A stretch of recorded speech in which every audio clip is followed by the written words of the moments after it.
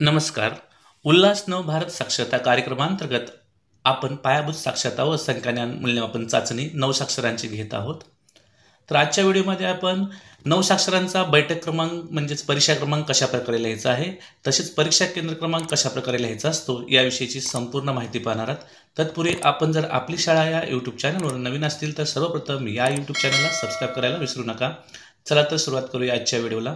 पहा, आपल्या परीक्षा केंद्रावर जे 9 साक्षर परीक्षार्थी असणार आहेत त्यांचा बैठक क्रमांक असणार आहे 14 अंकी. यामध्ये पहा 14 अंक कशा प्रकारे लिहायचे आहेत ते आता आपण समजून घेऊया. यामध्ये शाळेचा युडायस कोड आपल्याला सर्वप्रथम लिहायचा आहे जो की आपला 11 अंकी असतो. यामध्ये आपल्या सर्वांना माहिती आहे युडायस कोडमध्ये सर्वप्रथम राज्याचे 2 अंक असतात जे की महाराष्ट्र राज्याचे 27 हे 2 अंक आहेत. त्यानंतर जिल्हा जो आपला जिल्हा आहे त्याचे 2 अंक लिहायचे आहेत. त्यानंतर ब्लॉक म्हणजे तालुक्याचे 2 अंक असतात. त्यानंतर ग्राम किंवा वार्ड म्हणजे गावाचे आपल्या या ठिकाणी 3 अंक लिहायचे आहेत आणि त्या गावामध्ये जर वेगवेगळ्या शाळा असतील तर त्यांचा शाळा कोड असतो तो 2 अंकी असतो. आणि त्याच्या पुढे जो आपल्याला 12, 13, 14 या ठिकाणी या रखान्यामध्ये आपल्याला जे आपल्या परीक्षा केंद्रावर 9 साक्षर आहेत 1 ते जे काही असतील ते त्यांची आपल्याला 001 पासून काय करायची असते सुरुवात करायची असते. म्हणजे शेवटचे 3 अंक हे आपल्याला परीक्षार्थीचे बैठक क्रमांक असणारच. समजा या ठिकाणी पहिला जर परीक्षार्थी असेल तर त्याचा बैठक क्रमांक असणार आहे 001. आता आपण परीक्षार्थी कोड 14 अंकी कशा प्रकारे तयार होतो एक उदाहरण पाहूया. पहा या ठिकाणी आपल्याला एक उदाहरण दिलेलं आहे.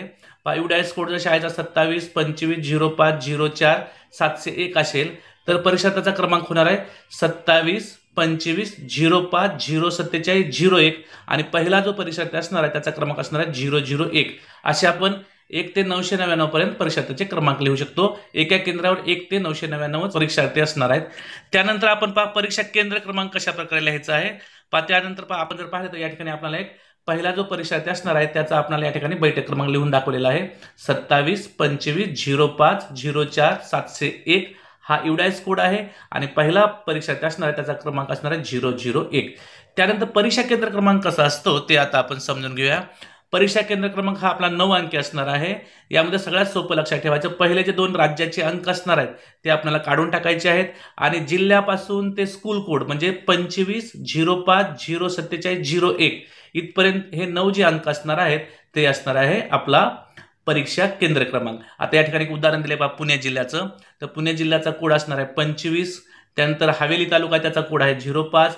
त्यानंतर गाव जे दिलेलं आहे त्याचा कोड आहे 047 आणि शाळेचा कोड असणार आहे 01. म्हणजे आपला परीक्षा केंद्र क्रमांक तयार होतो 25 05 04 701. तर अशा प्रकारे आपण परीक्षा केंद्र क्रमांक लिहायचा आहे. तर आजच्या व्हिडिओमध्ये आपण उल्हास नव भारत साक्षरता कार्यक्रमांतर्गत जे आपण मूल्यमापन चाचणी घेत आहोत त्यासाठी परीक्षार्थी असणार आहे त्यांचा बैठक क्रमांक कशा प्रकारे लिहायचा आहे आणि परीक्षा केंद्र क्रमांक कशा लिहायचा आहे याविषयीची संपूर्ण माहिती पाहिली. मला आशा आहे तुम्हाला सर्वांना हा व्हिडिओ नक्कीच आवडला असेल. तुम्हाला जर हा व्हिडिओ आवडला असेल तर आपली शाळा या यूट्यूब चॅनलला सबस्क्राईब करायला विसरू नका. पुन्हा एकदा भेटूया एका नवीन व्हिडिओसह. तोपर्यंत सर्वांना मनपूर्वक धन्यवाद.